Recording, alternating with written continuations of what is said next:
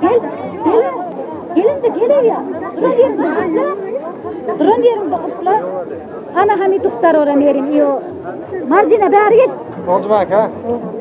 Git.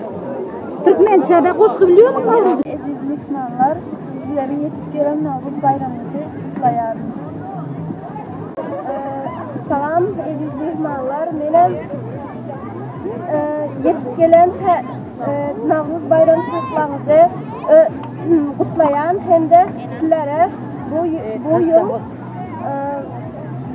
hem de yıllardan düşündü yıllarımı bir olmağını arzu ediyorum hem de Türkmenler Ahli Türkmenlerin adından hem de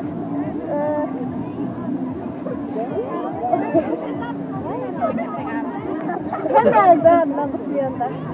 Bayramınız kutlu olsun.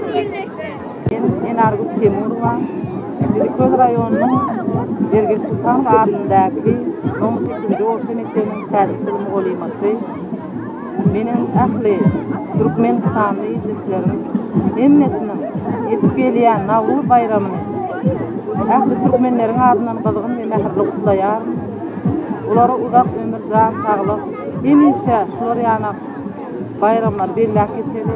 Biz Türkmenistanyň ahli däpdi suwlaryny mydamy ulanyp gelýär. Bundan beýlägen ulany ahliňe de gowluk arzu edýär. Navruz mübarek. Navruz kutlu olsun, Navruz da son mübarek.